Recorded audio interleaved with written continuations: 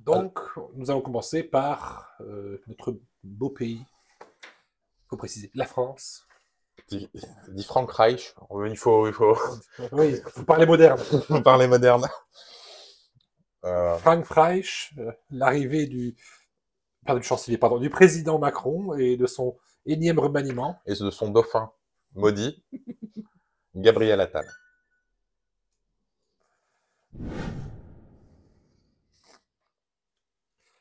Il faut sauver le soldat Attal. Il faut sauver le soldat Attal, effectivement. Donc, vous n'êtes pas sans savoir que nous avons eu des journées de suspense où les médias nous ont tenus alerte, en haleine et alerte sur qui allait devenir notre Premier ministre. Les bookmakers se sont enflammés, la presse a fait ses choux gras de ces événements. Un nom est tombé. Un nom est tombé qui était évident, puisque le nom était répété en boucle dans les médias en 24 heures. Bon. J'ai ma petite idée de pourquoi ça a été fait, mais revenons à l'essentiel, qui est qu'est-ce qui a provoqué ce remaniement, étant donné que, bon, de la part des Macronistes, tout va bien. Ils font tous du très bon travail, ils sont fabuleux. Donc, si tout va très bien, il faut revenir à un événement assez marquant qui a eu lieu il y a à peine un mois, qui était la loi immigration proposée par Darmanin et qui avait tenté de passer à coup de 49.3. Mais le dernier 49.3 avait été grillé, par erreur. Par erreur. Sauf que, à l'issue de ça, il faut savoir que il peut y avoir une motion de censure qui peut être donnée de manière spontanée ou provoquée à l'issue d'un 49.3. C'est malheureusement ce qui s'est passé. Et revenons un petit peu sur les faits pour revoir ce qui s'était passé lors de cette motion de rejet.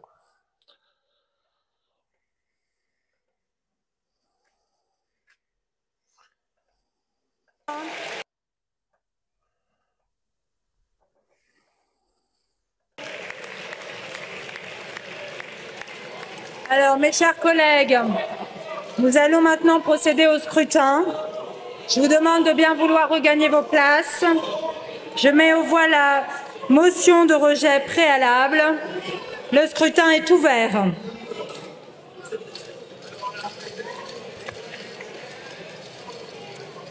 Le scrutin est clos. Voici le résultat du scrutin.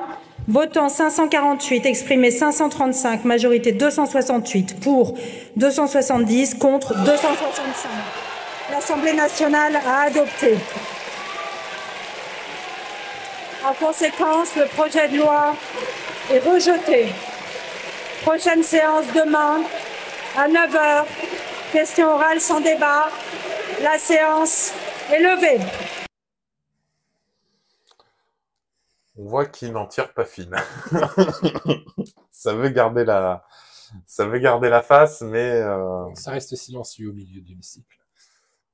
Tout à fait. Par contre, quelle liesse dans tous les bords. Bon, il faut savoir qu'à l'issue de ça, Darmanin s'est empressé d'aller voir Emmanuel Macron pour lui demander sa démission, auquel cas ce dernier lui a refusé cette faveur.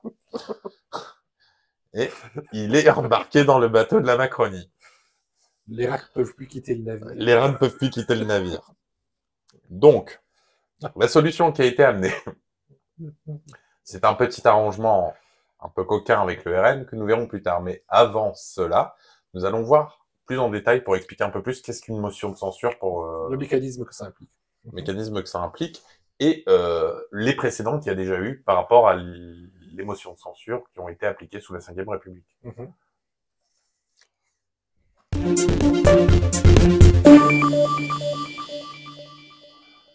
La motion de censure est le moyen pour les députés de contrôler le gouvernement, de le censurer, de le renverser. Cette arme parlementaire peut être utilisée de deux manières différentes prévues par la Constitution de 1958. Il y a la motion de censure spontanée et la motion de censure provoquer.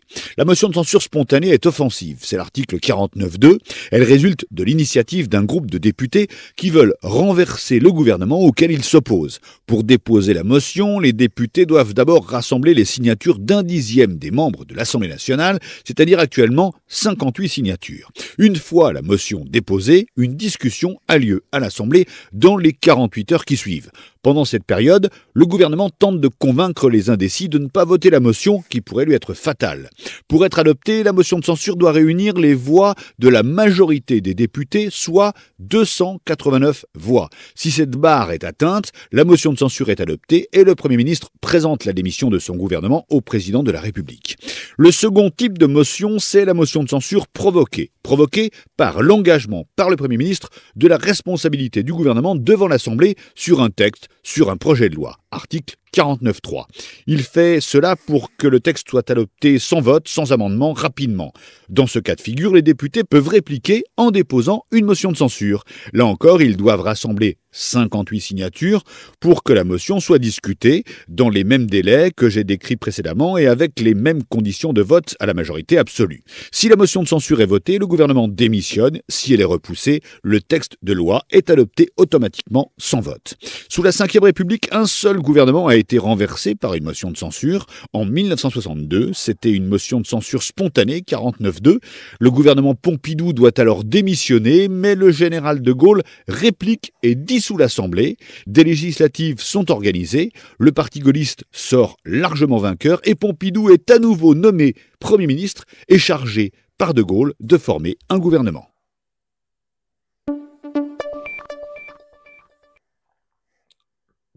Je vois. Gabord, elle dit waouh, pour une fois, il y avait du monde dans l'hémicycle. Effectivement. Et bonjour à Diana Prince. Bonsoir tout le monde, bonne année à tous. Bonne année à toi aussi, Diana Prince. Nos meilleurs vœux. Nos meilleurs vœux, bonheur, succès et tout ce qui va avec.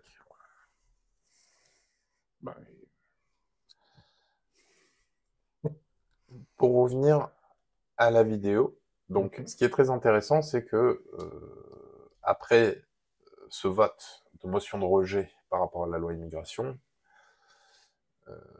Jupiter a commencé à avoir un peu peur. Parce que un petit peu, il s'est vu comme un général de Gaulle. Mais sauf que le problème, c'est que le général de Gaulle, malgré tout, en 62, était encore très populaire. Il a pu faire la dissolution de l'Assemblée nationale, ce qui fait que il est revenu plus fort puisqu'il y a eu plus de députés à l'arrivée. Il a dissolu l'Assemblée nationale pour refaire son propre gouvernement. Il y a gagné, en fait. C'est ça, en reprovoquant le processus des législatives, des élections législatives. Sauf que Macron, s'il fait ça... On peut faire ça que quand on est dans un contexte où on est populaire, extrêmement populaire. Comme ça, même s'il n'y a pas le temps d'organiser une nouvelle préparation à des élections, on sait que d'avance, on gagne les élections. C'est exact. Macron, il prépare bien les élections en amont, mais si c'est quelque chose de ponctuel, il n'aurait pas le temps de tirer les bons leviers. Une dissolution de l'Assemblée pour lui était impossible. Donc, il ne restait qu'une chose, trahir une de ses promesses. C'est-à-dire qu'il ferait bloc face au RN. C'était la phrase qu'il avait dit quand même le soir de son élection. Donc, une petite couleuvre d'avalée. Allons voir les petits arrangements coquins de notre bon cher Emmanuel Macron. Il a fallu une journée de tension avant d'aboutir à un accord. Un texte reprenant majoritairement les idées des Républicains. Le parti s'estime victorieux. C'est naturellement une satisfaction.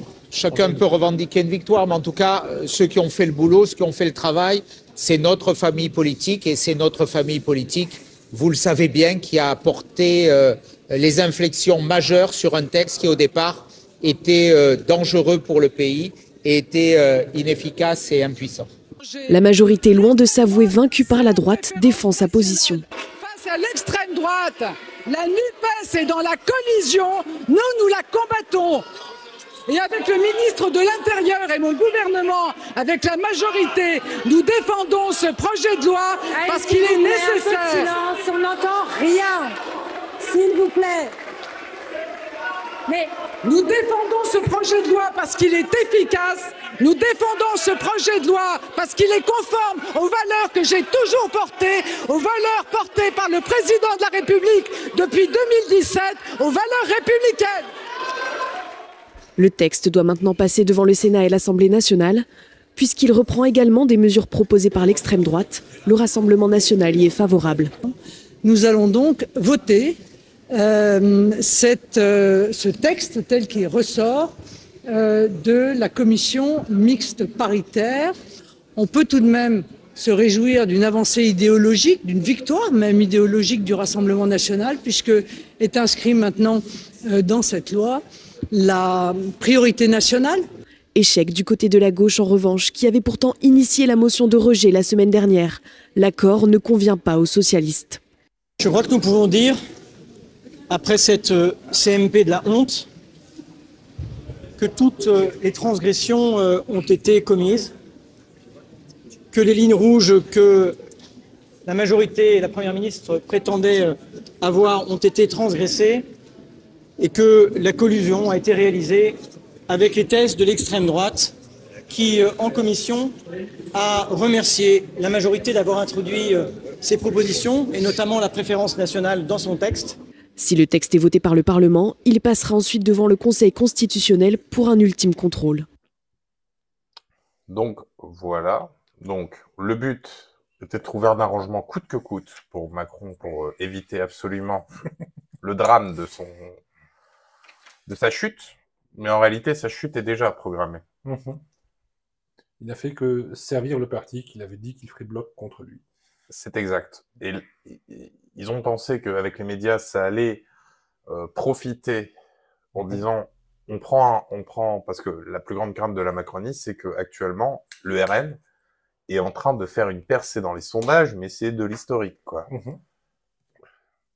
Et ils annoncent une branlée pour les prochaines européennes, la Macronie, mais même, je vais même te dire, j'ai même vu sur BFM TV même BFM TV l'annonce clairement. Même BFM TV peut pas changer les faits maintenant. On est aux portes des élections européennes et le RN est clairement en pole position. Il n'y a plus façon de lui faire barrage à cette étape-là. Et le but de cet arrangement, c'était de muscler aussi. C'était un changement de stratégie en cours parce que le problème, c'est que Macron y vit au jour le jour. C'est un carpe diem de la politique. Et une girouette. Et le problème, c'est qu'il faut qu'il aille chasser sur le terrain du RN parce qu'il sent la branlée qui arrive. Il a pensé qu'il pourrait récupérer des voix là-bas. Exactement, sauf que en réalité, le bénéfice, à l'issue de ça, a été pour le RN. Oui. Finalement, bon, la loi immigration, ça ne va rien changer, puisque le Conseil constitutionnel et la Cour des droits de l'homme de l'Union européenne vont l'invalider, donc elle passera jamais, cette loi-là. Mais une chose qui est certaine, c'est que sur la communication, le jeu de la politique, la télépolitique, ça a profité au RN. Et ça, c'est un fait. Un instant. Ensuite, nous allons regarder justement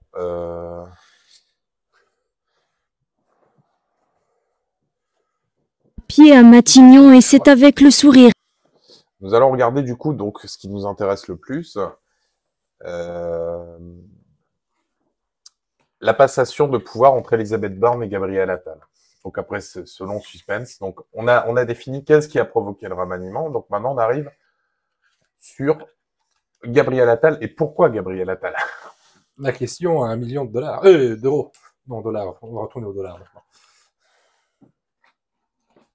Qu'Elisabeth Borne l'a accueilli. Après un court entretien privé, l'ancienne première ministre a pris la parole dans un discours teinté de fierté du travail accompli. C'est presque 20 mois pendant lesquels je me suis, en particulier dans des conditions inédites à l'Assemblée, attelée à faire adopter nos budgets, la réforme des retraites, la loi immigration et plus de 50 textes pour répondre aux défis de notre pays et aux attentes de nos concitoyens. Sourires et applaudissements de la part de Gabriel Attal, qui après presque 6 mois passés rue de Grenelle, a très vite réaffirmé l'école comme priorité de son mandat. Je le dis d'emblée, mesdames et messieurs, j'emmène avec moi, ici, à Matignon, la cause de l'école. Je réaffirme l'école comme étant la mère de nos batailles, celle qui doit être au cœur de nos priorités et à qui je donnerai, comme Premier ministre, tous les moyens d'action nécessaires pour sa réussite. Elle sera l'une de mes priorités absolues dans mon action à la tête du gouvernement. Après avoir annoncé qu'elle rejoindra l'Assemblée nationale en tant que députée du Calvados, la désormais ex-chef du gouvernement s'est dirigée vers la sortie, laissant sa place au nouveau Premier ministre.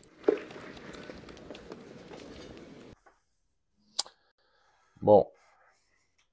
L'image est forte. L'image est forte. Tu vois le désespoir dans Elisabeth Borne et tu vois un Gabriel Attal. Bon, là, c'est parce que j'ai pas... Bon, là, il est en train de se toucher le nez, comme tu vois sur l'arrêt sur image, comme son père, comme son père Emmanuel Macron, mais pendant toute la cérémonie, il a eu des micro-démangeaisons. Des micro-démangeaisons qui nous rappellera un de nos sujets, les drogues et la Macronie que nous avons fait. Apparemment, lui aussi est tombé dans cette maladie. Donc, par rapport au goût du travail bien fait d'Elisabeth Borne, moi, je tenais personnellement, et je suppose toi aussi, donc nous tenons personnellement à rendre hommage à Elisabeth Borne, de ses 20 mois de travail, de débat, de construction, comme elle nous annonce. Elle a aidé à adopter des choses, à sa façon, certes, mais toujours le cœur sur la main. Alors, voici, rendons hommage à Elisabeth Borne comme il se doit en faisant une rétrospective de ses 20 mois de gouvernance. Aussi, sur le fondement de l'article 49, alinéa 3 de la Constitution, j'engage la responsabilité de mon gouvernement sur la 4e partie et sur l'ensemble du projet de loi de financement de la sécurité sociale. Sur la 2e partie et l'ensemble du projet de loi de finances pour 2023. Sur la 3e partie du projet de loi de financement de la sécurité sociale pour 2023. Aussi, sur le fondement de l'article 49, alinéa 3 de la Constitution, j'engage la responsabilité de mon gouvernement sur la 1re partie du projet de loi de finances pour 2023. Sur la 2e partie et l'ensemble du projet de loi de finances pour 2023. Sur l'ensemble du projet de loi de finances pour 2023. Je vous remercie. Aussi, sur le fondement de l'article 49, alinéa 3 de la Constitution, j'engage la responsabilité de mon gouvernement sur l'ensemble du projet de loi de programmation des finances publiques. Je vous remercie. J'engage la responsabilité de mon gouvernement sur la 2e partie du projet de loi de financement de la sécurité sociale pour 2024. Sur la 3e partie et l'ensemble du projet de loi de financement de la sécurité sociale pour 2024. Sur la 2e partie et l'ensemble du projet de loi de finances pour 2024. Je vous remercie. Aussi, sur le fondement de l'article 49, alinéa 3 de la Constitution. À elle seule, elle pouvait vider l'hémicycle. Mais on sent quand même beaucoup plus de stress. Plus on avance dans les 49.3, plus le temps monte. Hein. Ce micro que être mal réglé, il est de plus en plus grave. Vagabonde qui dit c'est de la poudre au nez, aux yeux. De la poudre de perlimpapin, Vagabonde. Oui, parfaitement. C'est de la poudre de perlimpapin. Yana Prince qui dit ça fait beaucoup de projets de loi finance. Surtout pour une personne. En tout cas, 20 mois de gouvernance pour Borne, 23 49.3. Ça fait un peu plus d'un 49.3 par mois. Ça reste modeste. Ah mais il en fallait encore 5, c'est ça? Il aurait pu battre le record du Premier ministre qui a utilisé le plus de 49.3 dans sa carrière. Je pense que c'est elle qui en a fait le plus. Sous Mitterrand, si je me souviens bien, il y en avait un qui en avait fait 4 de plus, mais c'était sur une période beaucoup plus longue. Donc c'était moins palpable. Donc on est peut-être dans le Guinness Book des records. Comme la femme Premier ministre de voilà. la 5e Première. La première femme ministre. Voilà, au moins on met les barèmes à égalité. Enfin, Vagabonde qui dit ça fait beaucoup de responsabilités engagées. Pour un gouvernement irresponsable.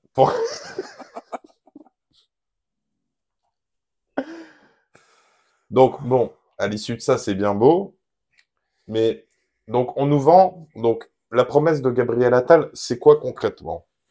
Concrètement, c'est un Premier ministre jeune et dynamique. Qui ne touchera pas aux extrêmes.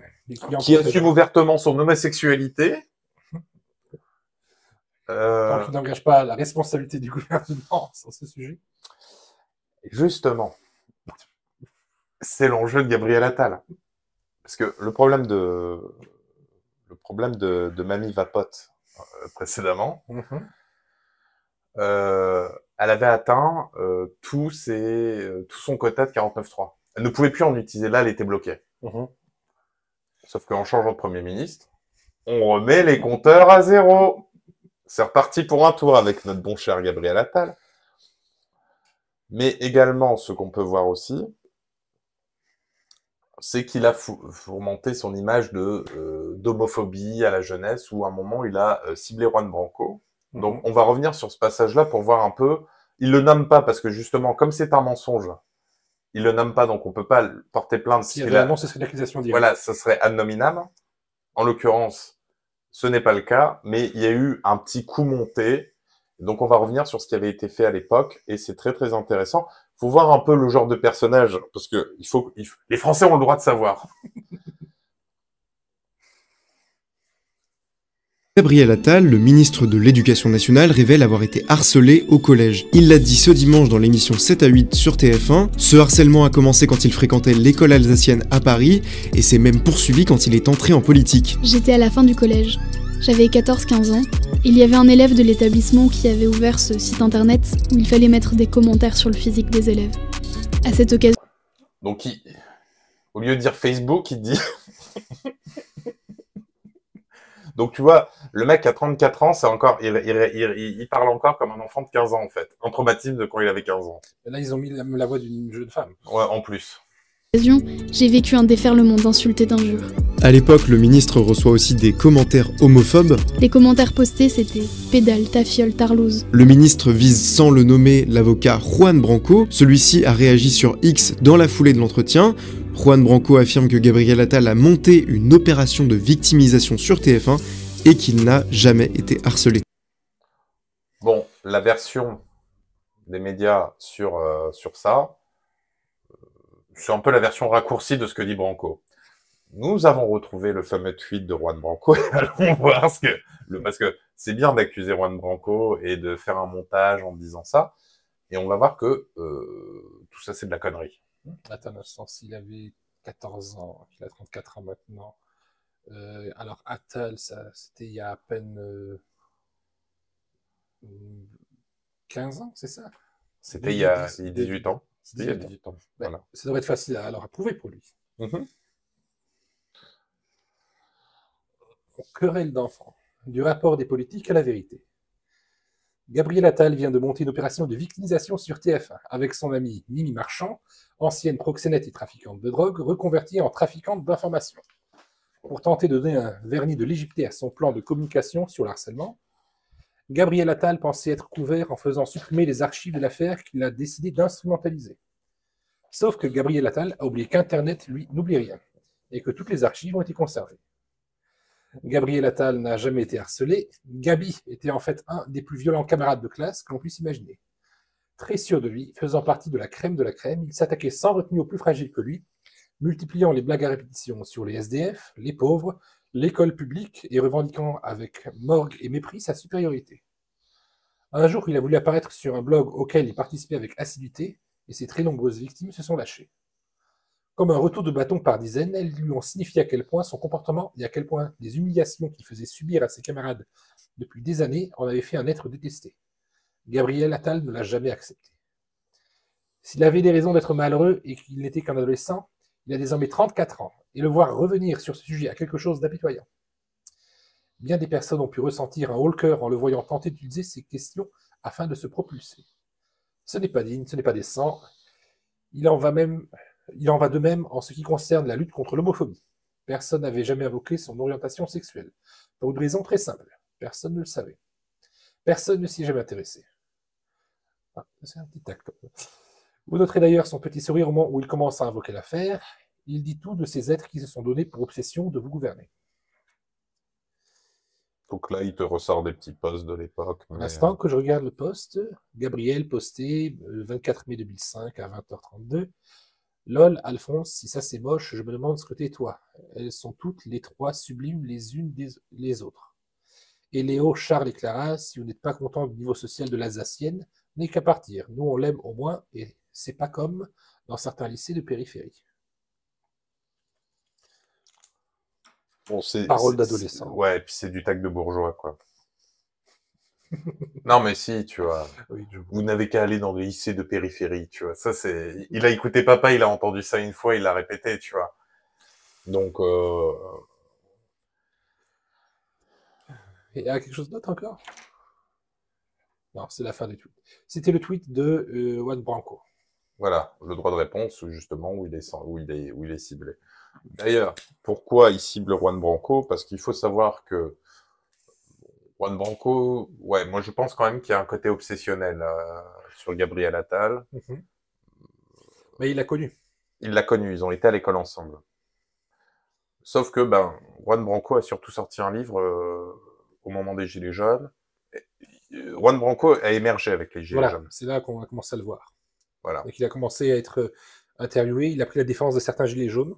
Oui, il a été avocat à titre gratuit pour défendre les avocats. Bon, on l'a accusé de récupération d'anciens LFI, bon. Voilà. Le blabla habituel.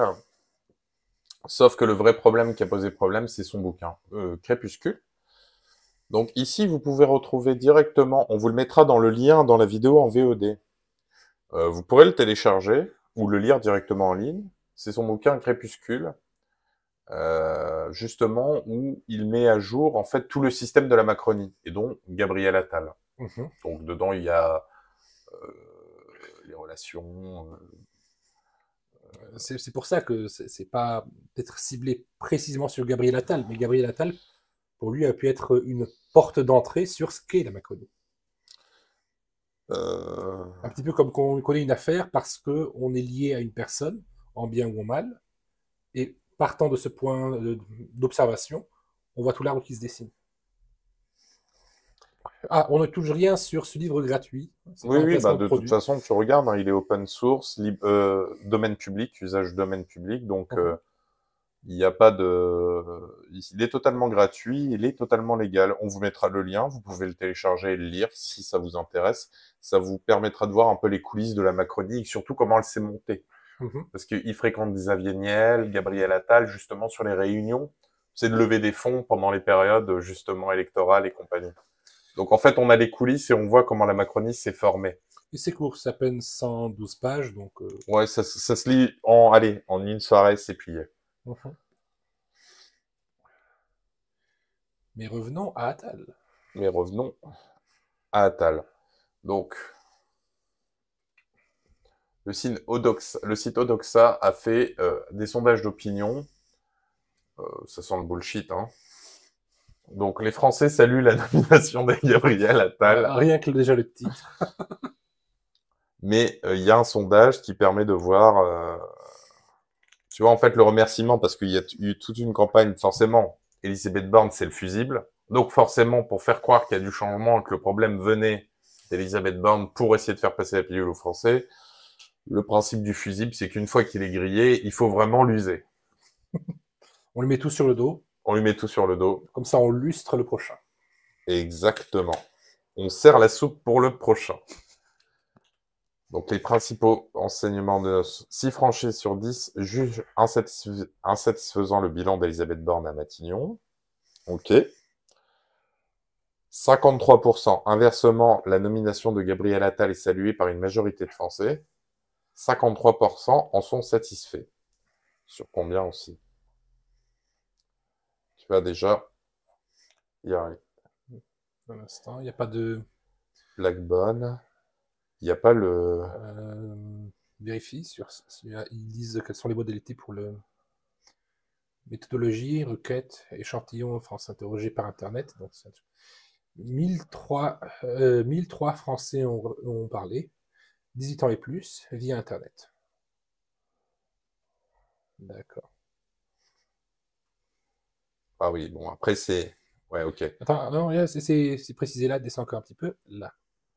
Inversement, le modèle est salué par une majorité de Français, 53% sont satisfaits, 90% des participants Renaissance, non, c'est ça? Ouais, Renaissance. Les sympathisants Renaissance expriment leur satisfaction, et ce choix d'Emmanuel Macron semble être en mesure d'élargir le soutien à l'exécutif, sur la droite comme sur la gauche. 82% des sympathisants LR sont satisfaits, tout comme 55% de ceux du PS et 50% de ceux des écologistes. C'est pas très clair. En tout cas, ça a été assimilé par Internet, donc forcément à partir du site du Figaro. Donc c'est pas, quand ils disent les Français, c'est les lecteurs du Figaro. Voilà. À un moment, il faut comprendre comment ça fonctionne.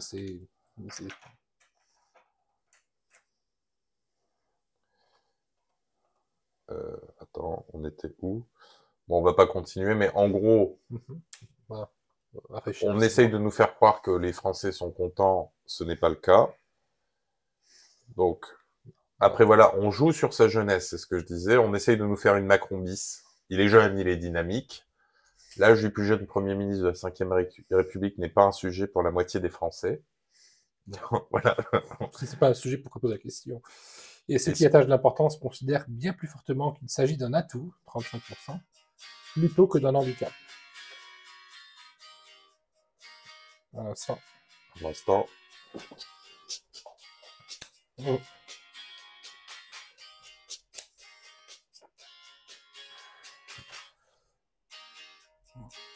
Oui, c'est comme Candyman. Si on répète trop de fois son nom devant un écran, il apparaît.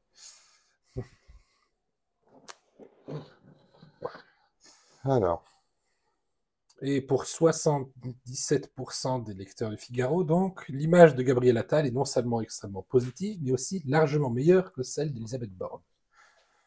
Il est majoritairement jugé dynamique, sympathique, ouvert au dialogue, compétent, proche des préoccupations des Français. Ah, là, c'est juste 51%, c'est pas une extrême majorité.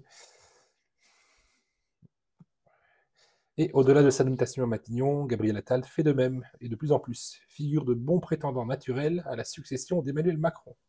Un Français sur deux juge qu'il serait un bon candidat pour la majorité présidentielle en 2027. Donc voilà. Les mots commencent à être dits. Le but d'Attal, c'est d'essayer de le placer. Donc, on te joue la carte de l'homosexualité, on te joue la carte de il est jeune et dynamique. Enfin, en fait, il est creux. Aussi la carte de la victimisation. Et la carte de la victimisation. Macron l'avait pas joué pour être élu. Sillon, pour moi lui reconnaître ça, il l'avait pas joué. Parce qu'il mettait de côté tout ce qui s'était passé à l'école. Enfin, à son école. Bah, il pouvait pas dire que Ruffin était méchant avec lui, quoi. Tout ce qui concernait sa scolarité avait gentiment été mis de côté. À part juste qu'il était... Il avait joué sur son image de couple avec Brigitte. Avec Mimi Marchand, qui a fait aussi cette campagne de photos avec Brigitte, justement. Donc, c'est les mêmes méthodologies. On reprend les mêmes et on recommence. Donc, on nous vend du renouveau avec Gabriel Attal, mais on reprend les mêmes et on recommence. On prend exactement la même chose, on enlève juste l'étiquette 2017 et on met 2027. Le renouveau. La même chose. Le renouveau, c'est Bruno. Il me semble qu'il y avait un slogan comme ça pour Bruno Le Maire. Je crois que c'était son slogan de campagne quand il avait voulu être candidat pour les Républicains à l'époque. Pendant, tu sais, les... Bruno, le candidat du renouveau. Hein. Ouais, c'est ça. Le renouveau, c'est Bruno. C'était ça. Le slogan, c'était ça. Le renouveau, c'est Bruno. Bon, c'était une petite blague. Il y a un petit peu de commentaires qui sont arrivés. Ouais, on va regarder un peu les commentaires. Alors. Diana Prince qui dit pourquoi il lui ont mis cette voix. C'est vrai qu'elle était un peu cringe, hein, quand même, cette voix. Une voix de jeune femme pour citer Attal, c'est un choix, c'est pas fait par hasard. Ça. Non. Vagabond, nouveau jingle. C'est ça, on teste des jingles. On les met à des moments impromptus, comme ça on voit comment vous réagissez. C'est bien, le chat est réactif. Vagabonde qui dit perso, je me vois mal voter sous prétexte de victimisation, c'est à l'opposé de l'idéal du leader, surtout en géopolitique. Non, mais en quoi le fait d'être une victime, en quoi d'être jeune et dynamique, et en quoi d'avoir une orientation sexuelle, fait de toi un bon politicien. Fait de toi un bon politicien. On s'en fout, en fait. Je crois que les Français s'en foutent de ça. Enfin, c'était valable à l'époque de Hollande. Si, c'était moi, je me rappelle pendant l'élection où Hollande avait été élu, beaucoup de gens disaient, ouais, non, c'est pas possible, il a pas de charisme. Mais je pense que la situation en France a changé depuis. Je pense que les apparences passent au second plan, en fait. Alors peut-être c'est une vieille boîte de communication qui fait ces conseils-là de communication.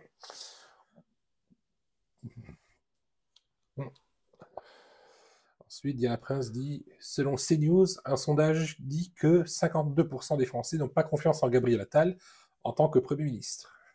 Bon, là, ils disent 53% ont confiance. Bon. CNews, Le Figaro, c'est pas l'ultime combat, mais... Non, mais si, CNews, c'est quand même beaucoup plus à droite. Là, on est plutôt sur les Républicains. Tu vois, t'en as des Républicains qui aiment bien Attal, donc il y a une sympathie pour lui. Donc, tu vois, c'est un peu... Tu auras forcément un favori plus chez Le Figaro. Il l'emportera plus que sur CNews. C'est certain. Au niveau des sondages, ça me semble pas déconnant. Diana Prince 61 qui dit donc verre à moitié vide sur à moitié plein. Oui, un candidat aussi vide, les gens vont s'en plaindre. Donc voyons un peu la réaction du RN justement.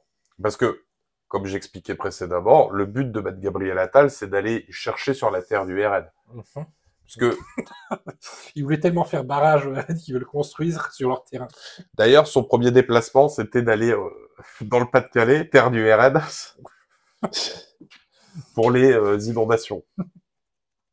Donc oui, parce que oui, tu vois, c'est ça qu'on voit, c'est ça aussi, c'est que Macron te fait un grand happening de 24 heures où il te fait un coup de je le dis pas, je le dis pas.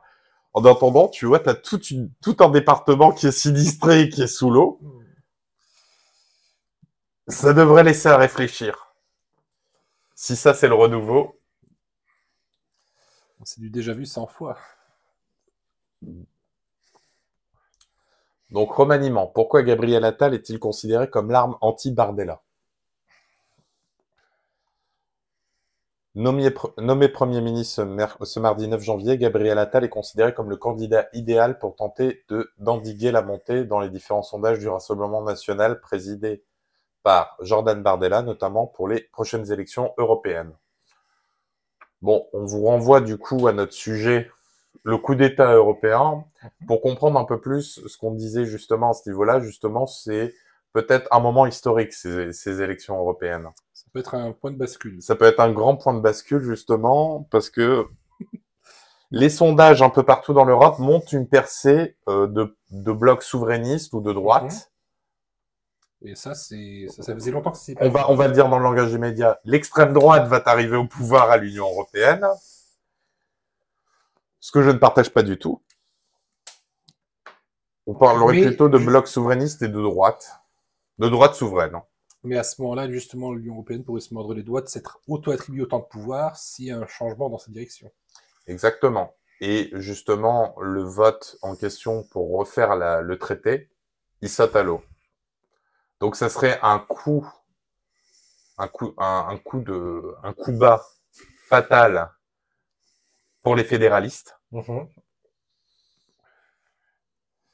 contre le camp de l'Europe des nations. Qui renvoie vers encore une autre vidéo aussi sur l'Europe fédérale. On est très vite passé du projet à la concrétisation. Il est la carte maîtresse d'Emmanuel Macron pour faire face au Rassemblement national. Ce mardi 9 janvier, à la suite de la démission d'Elisabeth Borne, la veille, Gabriel Attal a été nommé Premier ministre, le plus jeune de la Ve République, à l'âge de 34 ans. Si cette décision a été motivée par la volonté de changement du chef d'État, après des épisodes houleux de la réforme des retraites et du projet de loi d'immigration, le profil jeune capable de répondre à la montée du RN, présidé par Jordan Bardella, a penché dans la balance lors de la nomination d'ancien ministre de l'Éducation nationale. L'important est que le président vient de charger son 49.3 à bloc et... Non, ça je l'ai pas dit. Non, ça y est pas. Non, Éducation nationale, voilà. Selon certaines indiscrétions, Emmanuel Macron souhaitait une figure forte de sa famille politique pour la représenter aux prochaines élections européennes, que ce soit en tête de liste, comme à Matignon. Pour mener cette bataille, le nom de Bruno Le Maire, ministre de l'économie, avait d'ailleurs été cité. Un profil de gauche et des mesures entendues par la droite. Devant la popularité grandissante de Jordan Bardella, Gabriel Attal dispose d'arguments permettant d'élargir la majorité. Et ce, des deux côtés. En effet, passé militant au Parti socialiste de 2006 à 2016, et membre du cabinet de la ministre de la Santé sous François Hollande, Marisol Touraine, en 2012, fait du nouveau Premier ministre un interlocuteur potentiel avec les élus de gauche. Et certains d'entre eux ne partagent pas cependant cette idée. Une nouvelle ligne? Non. Une nouvelle majorité? Non. a déclaré le groupe socialiste à l'Assemblée nationale Boris Vallaud, en réaction à la nomination de Gabriel Attal. Là, on a le tweet. Nouvelle ligne, non. Nouvelle ligne, non. Emmanuel Macron succède à Emmanuel Macron. Un avatar du macronisme remplace l'autre. Pour les Français, rien ne changera. Le bilan de G. Attal, c'est la politique de Macron. De la politique de suppression de l'ISF à la loi d'immigration. Joliment lucide comme tweet. Le dialogue s'annonce compliqué avec l'opposition de gauche. Ce mardi, la députée LFI Danielle Obono a d'ores et déjà demandé la démission du nouveau locataire de Matignon-sur-Hugue. Bon, Attal démission. Et...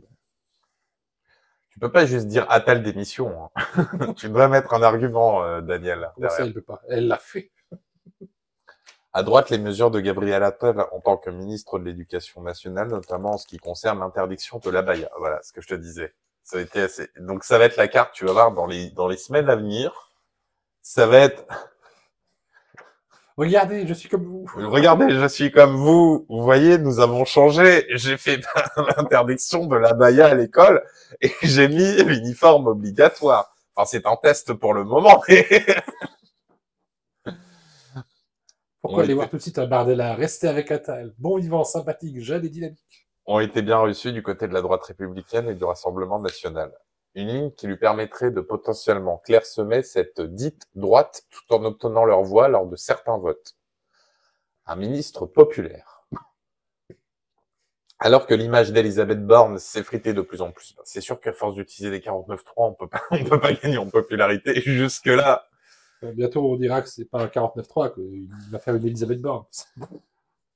Gabriel Attal est l'un des rares ministres d'Emmanuel Macron à bénéficier d'une opinion favorable.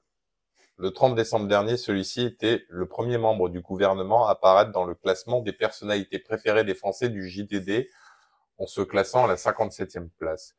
Bon, il faut savoir que le JDD appartient à un proche de Macron. Hein. Alors, même en étant... Attends, si ça appartient à des proches de Macron... Journal du premier dimanche. Membre du... Donc, même si le Journal du dimanche est pro-Macron, il apparaît qu'à la 57e place, oui. Un membre du gouvernement Macron. C'est intéressant, ça. À droite, Jordan Bardella, président du Rassemblement national, est élu la personnalité politique préférée des Français en se positionnant à la 30e place. Donc, ce qui fait quand même un bel écart. Pour le RN, la nomination de Gabriel Attal est prise avec une certaine pointe d'ironie. Il fait le job en venant même piller les mesures de notre programme, a considéré le maire de Perpignan, Louis Alliot-Marie. Sur RTL. Je sais plus, c'est Alliot-Marie, c'est toujours? Ou c'est Louis Alliot? Il me semble que c'est Louis Alliot-Marie. Sur RTL. Faisant référence au port de l'uniforme dans les établissements scolaires défendus par Gabriel Attal en tant que ministre de l'Éducation nationale. Du côté de Jordan Bardella, la nomination de Gabriel Attal s'inscrit selon lui par la volonté d'Emmanuel Macron de se raccrocher à sa popularité sondagère pour atténuer la douleur d'un interminable fin de règne. Les mots sont dits. Et c'est ce que je pense aussi. Un duel entre deux idéologies qui s'annonce intense jusqu'aux élections européennes le 9 juin prochain. On va finir avec cette photo en fond. Donc, pour faire la conclusion, il faut savoir que le diable se cache dans les détails. Ça, c'est une photo qui a été prise lors de l'allocution d'Emmanuel Macron à l'occasion des vœux pour 2024, les vœux du président. On marquera aucun drapeau français, mais énormément de drapeaux du monde et un drapeau européen sur le côté. Un drapeau européen à droite, qui est le plus grand parce qu'il est en perspective, et les drapeaux qui se rétrécissent. C'est des drapeaux du monde ou des drapeaux européens? Oui, il y a un peu de tout. Il y a l'Algérie, il y a Cuba, il y a la Jamaïque. Non, il n'y a pas que... Non, c'est la Jamaïque. Non, Afrique du Sud. Bon, après, c'est aussi parce que je pense que c'est aussi pour les JO de Paris. En fait, mais il y a deux messages. Donc, pour moi, Macron, dans l'idéal, il s'en fout, en fait, de la France. Je pense qu'il nous l'a suffisamment prouvé, en fait. Il aime pas la France. Et sa vraie volonté, c'est de prendre le poste d'Ursula von der Leyen. Lui, il veut devenir président de l'Europe. Mais il y a un enjeu majeur. Il faut qu'il gagne des places à l'élection européenne. Sinon, sinon, cette possibilité est totalement terminée pour lui. Donc, on sait très bien, en politique, les politiciens jouent pour leur paroisse toujours. Oui. Gabriel Attal n'a pas accepté ce poste aussi loin de l'échéance présidentielle, ce qui lui permet de se griller, parce que c'est très dangereux de tenir autant de temps avant les présidentielles. Parce qu'on devient la cible alors de toutes les attaques. Il serait présenté à la dernière minute, il y aurait eu moins de mots contre lui. Là, il se met à découvert. Donc, en gros, je pense que le deal qui a été fait, c'est si le soldat Attal arrive à ramener énormément de voix et de places pour les macronistes, pour les européennes, le deal, c'est qu'il sera le candidat préféré des médias pour 2027. Celui qu'on va essayer de nous vendre comme le prochain président de 2027. Ça veut dire à nouveau qu'on aura toutes les couvertures de Vogue jusqu'à Paris Match, en passant Exactement. par GQ avec Attal en gros plan. L'homme de l'année.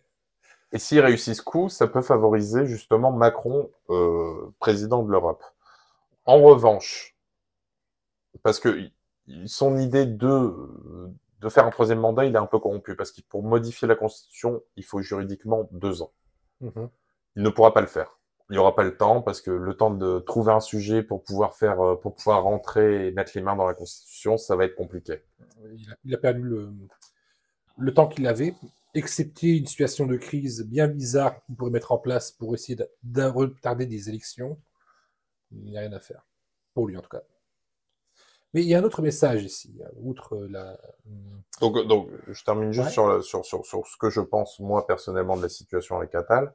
C'est qu'en gros, Macron a dû lui faire le choix de, écoute, si je chute, tu es ma créature, je t'ai créé, donc je suis capable de te détruire, tu vois. En gros, tu couleras avec moi. Tu couleras avec moi. Donc, il est ton intérêt de faire du bon travail, tu seras récompensé. Par contre, si tu foires, moi je foire et on foire ensemble. Mais pas de pression. Mais pas de pression. Ça va bien se passer. Attends. Alors, c'est là... Attends, je vois un commentaire qui est intéressant aussi derrière. Alors, Vagabond qui dit « Covid de retour » pour une interrogation. Effectivement, si rien ne marche, on n'est pas à l'abri qu'on nous invente une crise fourmentée de manière à ce qu'on garde Macron et que les élections soient annulées. Et que Macron fasse un troisième mandat sous forme de crise où il invente un truc, comme il est soutenu par le Conseil constitutionnel. Ça pourrait être aussi une éventualité. T'imagines, la veille des élections, merde, non, ça passera plus, bon, je déclare la guerre. Nous sommes en guerre. Et Vagabond dit, ça lui donnerait les délais. Ben, s'il fait un Covid, non, ça donnerait pas plus de délais. Par contre, il pourrait... Vagabond, tu dis non, j'ai mis les rats qui contaminent doucement toute la France. Oh, pardon, les surnulos. S'il donne le droit de vote aux surnulos. Bah, tu sais, ils l'ont fait, je te dis, ils l'ont fait avec les Républicains, avec des chiens. Donc pourquoi pas donner pourquoi pas faire voter les surmulots de Paris? Non, regarde, ça renvoie aussi vers une autre vidéo, cette image. Il disait qu'il fallait vendre le patrimoine de la France pour couvrir les dettes. Pourquoi faire une vidéo à Matignon quand on peut vendre et louer Matignon pour faire la fête pour des riches milliardaires, et lui, il fait juste son petite annonce ses vœux dans un parc, tranquille, à Sauvette. J'espère qu'il a les autorisations. Sort la caméra, brasse-moi un petit peu, et vite, un plan séquence rapide, c'est plié. Et tu disais, qu'est-ce que tu voyais, toi, en plus, sur cette image? Il n'a même plus sa place dans son propre palais présidentiel. Et outre le fait qu'on ne voit pas les drapeaux de la France, c'est une cohorte de drapeaux qui va vers un territoire sombre, inexploré. Et aussi le au revoir de la traductrice. Non, interprète. Voilà. Donc je pense que ça va être une belle année assez riche. Bon, après, concrètement, il ne faut pas s'attendre à un changement radical avec Attal. Par contre, je pense que c'est du fantasme pour eux de penser qu'ils vont pouvoir aller chercher les voix du RN. Je pense vraiment que c'est du fantasme. Gabriel Attal, l'homme providentiel. L'homme providentiel. Surtout après avoir fait un arrangement en s'acoquinant avec le Front National, les diaboliser, ça va être compliqué. Les diaboliser reviendrait à se diaboliser, ouais. Et dire qu'ils ont raison reviendrait à dire bon, votez pour eux, car foutu pour foutu. Donc moi, je vois vraiment Gabriel Attal comme le dernier coup de maillet sur le cercueil, tu vois, de la Macronie. Mais on lui souhaite quelques 0,49,3 encore. Pour 2024, on souhaite à Macron une douce et longue défaite des élections présidentielles. Une claque comme il s'est jamais pris de sa vie. Voilà ce que moi personnellement, à titre personnel, je souhaite à Emmanuel Macron pour 2024. À défaut d'un atterrissage en douceur, tu lui souhaites un crash, en fait. Si proche du pouvoir et pourtant si loin.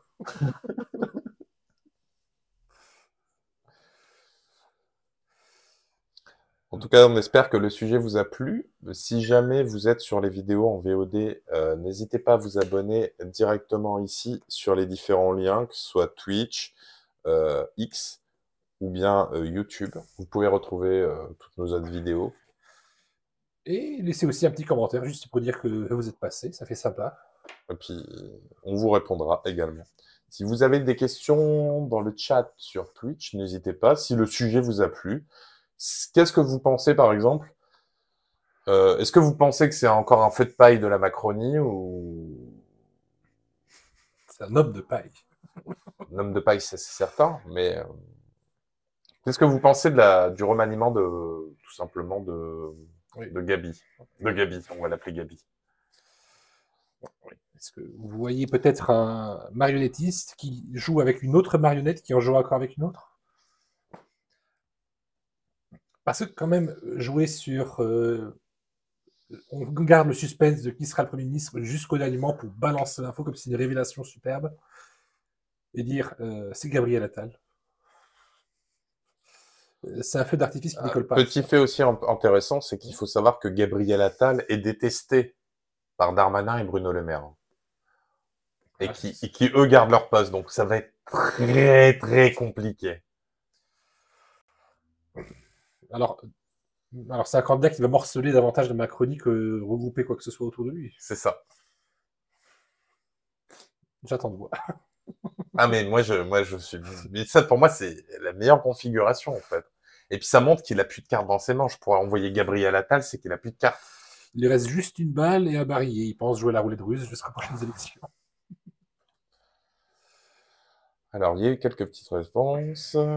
Vagabond qui dit, c'est janvier. On est encore tous bercés par les illusions de nos nouvelles résolutions. Eux aussi, du coup.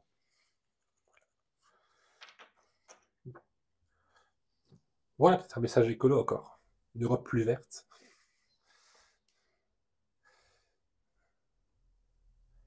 Après Borne, j'attends de voir, nous dit la Prince. Qu'est-ce que tu attends de voir après Borne? Si elle va être... Enfin, si Attal fera usage de 49.3? C'est ça ta question? Bon, parce que si c'est ça la réponse, spoiler alert, il va en user. Pour l'éducation de notre jeunesse. Vagabonde, peut-être une dernière diversion avant de présenter un dernier pion pour les élections qui n'est pas encore sur l'échiquier. Ça, ce serait plus malin, par contre, effectivement. Une carte maîtresse que l'on joue juste au dernier moment. Vous voyez que là, Attal va concentrer le feu ennemi. Et au dernier moment, on dit, en fait, non, t'étais juste, en fait, le gars qui était avant notre véritable candidat. Ça va être assez compliqué alors, parce que sur 6 mois, faire un coup comme ça... C'est pas impossible. Ça va être compliqué à mettre en place, je pense. Oui, mais là, dans la configuration actuelle, ça n'a pas marché. Donc, ils peuvent y aller qu'au bluff. Ah oui, c'est du bluff. Mais de toute façon, c'est ce qu'ils sont en train de faire, là. Hein. C'est du bluff total. Hein. Diana Prince 61. Franchement, je ne sais pas. Est-ce qu'on peut avoir pire? Oui, on peut avoir Bruno Le Maire. Pas d'hésitation, c'est sorti direct. Même, je vais même te dire même mieux. Diana Prince, je pense, même si je l'apprécie pas, je pense que Darmanin serait mieux. C'est, pour moi, mes yeux, le moins con de tous. Darmanin avait un côté décidé. Réfléchi peut-être. Même si, bon, Il suffit de lui mettre une pauvre en demande de logement pour l'exciter. Ah, tu vois, c'est... Bon, Darmanin, il est un peu comme ça, tu vois. Mais... Oui, mais en fait, il n'y a aucune bonne carte dans ce jeu. Vagabond dit, concernant l'image de Macron, je vois des pelouses arides, parfaitement vertes, des arbres morts, alors que c'est eux qu'il fallait arroser. L'avenir est mort au profit de l'artificiel. C'est poétique. Je tiens quand même à le dire. C'est beau. C'est presque dommage que ce soit pas banni. Trop de poésie en un commentaire. Allez, bot, bannis-moi ce commentaire. Elle le mérite. Une âme de poète peut-être en moi se réveille. C'est exactement ce qu'on vient de dire, Vagabond. Mais en politique, l'important, ce ne sont pas les cartes, c'est ce que vous en faites. C'est aussi valable dans le poker. Un certain monsieur Benguigui disait ça. Patrick Bruel, autant pour Voilà, Patrick Bruel. Ça ferait un bon même, ça. L'important, ce ne sont pas les cartes, ce que vous en faites. Bon, en tout cas, on va faire une petite pause. En tout cas, ça... Vous voyez, pour un premier... Qu'est-ce que vous pensez, sincèrement? Pour un premier sujet, on a commencé gentiment. Il n'y a rien d'anxiogène. On est plutôt positif. On est en train de vous annoncer la mort de Macron. La mort politique. L'image. Le nouveau slogan de l'avocat. Le nouveau slogan de la Macronie. Ouais, comment on peut faire. Mais non, la Macronie, ça serait plutôt un genre tirer une ligne sur le passé.